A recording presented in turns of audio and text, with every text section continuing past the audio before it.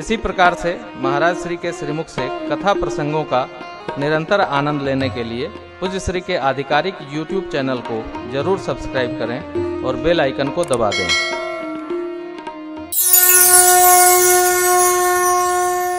कल हम आप धनुष भंग तक कथा गाए थे। ये मैं गाए थे इसलिए कह रहा हूं ना कि जब हम गाते हैं तो आप भी गाते रहें, इसलिए नहीं कि आप गाते हैं सो कह रहा हूं। मैं अकेले नहीं, आप भी गाएं हम भी गाएं। ये गाने की कथा है। जे गावहि यह चरित सम्हारे, ते एहि ताल चतुर रखवारे। सबको गाना है राम कथा। तो कल हम लोगों ने गाया भगवान परशुराम का आवेश प्रभु में आया, गए। दूत विश्वामित्र बाबा के बताए अनुसार पत्रिका लेकर श्रीधाम अयोध्या आए। पहुँचे दूत रामपुर पावन।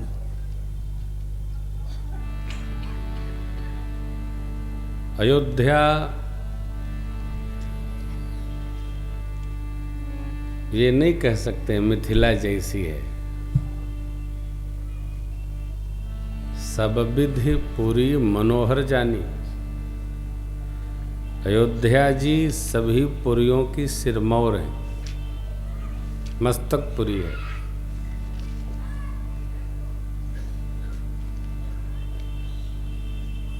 तो ऐसी मस्तकपुरी अयोध्या जी में दूत पहुंचे पत्रिका लेकर। महाराज ने संदेश पाया, सचिवों को सुनाया, गुरु चरण में रखा।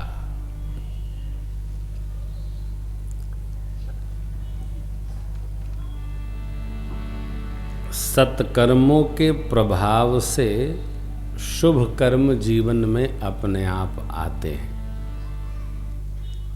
किससे आते हैं? किससे आते हैं? सत्कर्मों के प्रभाव से।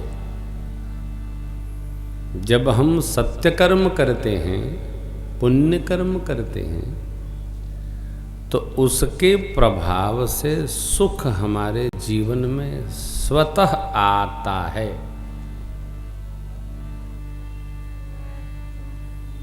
सुख ढूंढने के लिए नहीं जाना है। कैसे आता है? जैसे नदियां स्वतः समुद्र की ओर चलती चलती चली जाती हैं,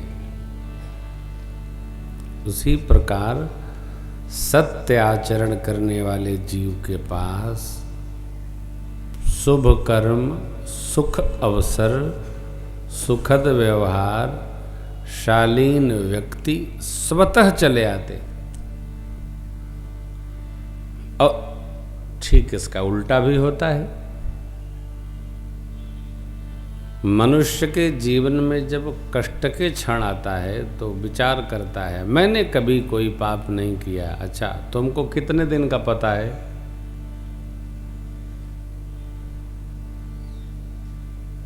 पाप बिना जीवन में दुख नहीं आता, पाप बिना जीवन में त्रास नहीं आता। इसीलिए वेद ऋषि, पुराण के ऋषि कहते हैं, पाप का फल दुख है तो पुण्य का फल सुख है।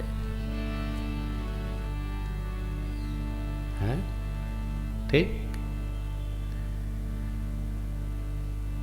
चक्रवर्ती जी जब चिट्ठी पत्रिका गुरु चरण में रखे तो क्या कहा गुरु जी ने? राजन, जिम सरता सागर महु जाई, यद्यपि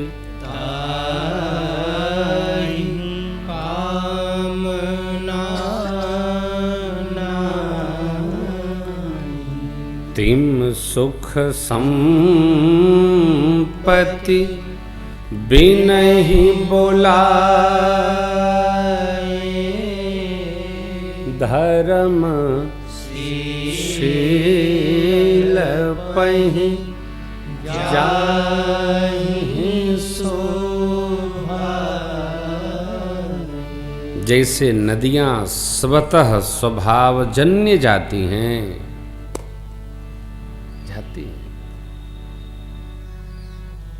उसी प्रकार धर्मशील पुरुष के जीवन में सारे सुख संपत्ति अपने आप दौड़ कर आती है।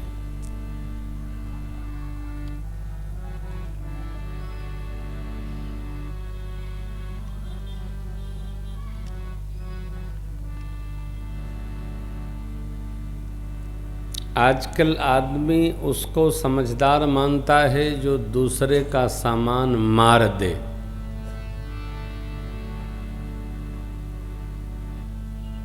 बड़ा समझदार है हो, मार दिया। हाँ? लेकिन आप इस प्रसंग के आश्रय में ध्यान रखिएगा, कोई मार नहीं पाता है। जो दूसरे की वस्तु को मार देता है, प्रकृति उसके पांव में मार देती है। संभव ही नहीं है। अरे अपने द्वारा तप कर अर्चित किए गए सामग्री से ही हम भोग कर लें तो भाग्यशाली हैं भैया। दूसरे का कौन ले सकता है? नहीं, कदापि नहीं।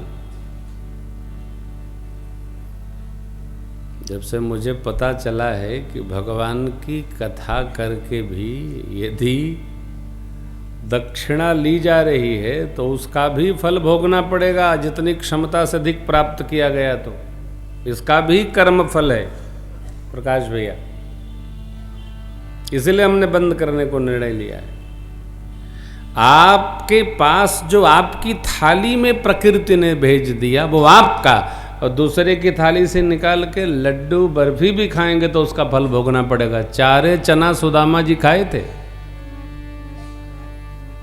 और कृष्ण भगवान ने धर्मराज के हम मुकदमा भी नहीं किया, प्रकृति ने कह दिया आगे चना गुरु मात दये तेलये तुम चाबी हमें नहीं दीने। मित्र के हक का भी खाने के बाद भगवान ने क्षमा कर दिया, तथापि फल भोगना पड़ा। तो कैसे होगा? ये अपकर्म है। क्या हो, आज क्या हो रहा है? कहाँ आपका चेला गुरु क्या जो कहते हैं, कहाँ गया? नारायण। तो प्रकृति का फल हमको आपको अब इसमें सावधान क्या? सत्कर्म करना है। भला किसी का कर न सको तो बुरा किसी का मत करना। सत्कर्म।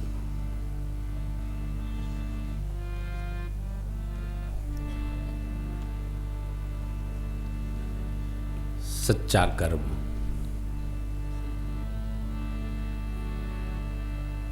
कब कब करना? हर घड़ी करना, हर क्षण करना है। ये बात समझने की नहीं कि राम जी भगवान है, भगवान ने किया, भगवान ने वो किया। ये तो आप भगत हो तो जान गए हो। राम कथा में इतना तमाशा लगाकर खर्चा करके इसलिए सुनाया जा रहा है कि राम जैसे रहें वैसे हमहू रहें। ये चरित्र है, राम जीने का चरित्र है।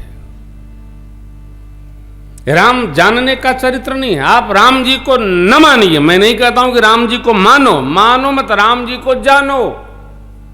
क्यों त्रेता से अब तक कलयुग तक गा रहे हैं रामचरित्र हम लोग। मैंने भी रायबरेली कथा में कहा था, देखो गाते नहीं हैं, पहले हमको दक्षिणा देते हैं तब बुलाते हैं। डॉक्टर साहब के तो प्रेम बस हम कह दिए हम कथा सुनाएंगे, चेतना समिति का कोष इकट्ठा करेंगे। लेकिन मैं ये मैं सोचता रहता हूं कि लोग हमको रुपया खर्च करके क्यों बुलाते हैं। आखिर क्या राम जी के बारे में वो नहीं जानते? सब जानते। कौन नहीं जानता है? राम जी अयोध्या के राजा के पुत्र थे, वनवास हो गया, माता जी के साथ रावण को मार करके अयोध्या आ गए। कथा में है क्या? यही बारीकी है कि रामचरित्र ऐसा दुनिया का चरित्र है जिसको कलयुग, सतयुग, त्रेता, द्वापर चारों युगों में जिया जा सकता है, और जो जिएगा वो मेरे राम जैसा हो जाएगा। इसीलिए बुलाया जा रहा है। हाँ, इसीलिए लोग बुला के सुनते हैं। वही कथवा हमहू सुनते हैं। क्या बात है, इसमें है क्या? कुछ है? ये हमको आपको नित्य करना होगा। क्या? सत्कर्म जो राम कर गए। राम जी जैसा दृढ़ता जीवन में लानी होगी। पिताजी इस अवस्था में हैं, तब भी धर्म रक्षा करना हुआ तो राम जी सब कुछ है, वनिता बंधु समेत सबको वचेत करके भगवान बन चल पड़े। ये हमारे अंदर क्षमता हो। और मार्ग में चलते चलते 14 वर्ष में ऋषमुख के राजा ने कहा आपका है ना, लंका के राजा विभीषण ने कहा आपका है, बोले नहीं मेरी अयोध्या है। अर्थात सब आपका है, परंतु भगवान ने क्या स्वीकार किया? मेरी केवल अयोध्या है और सब आपका है। नहीं, जहां गए वहीं अपना मान लिया, ऐसा नहीं होता। कोई रहने देगा? हम जब वो कथाओं में जाते हैं तो 9 दिन बाद चलने लगते हैं तो लोग कहते हैं महाराज एक दिन और रुकते। अरे आखिर ये भी आपका ही है। मैं क्या कहता हूं सुनिए, क्योंकि आप घर के हैं, मैं कहता हूं आपका ही होता तो कहना न पड़ता। हमारी पत्नी नहीं कहती यो घर आपे का है, हमारे पूज्य पिताजी भी नहीं कहते यो बाबू आपे का है, नहीं कहते। कहा जा रहा है इसका मतलब आपका नहीं है, तभी कहा जाएगा। क्या बारीक है साहब? हाँ, ये गड़िया आपे का समझा है? हाँ, अभी तक ये आपका नहीं है।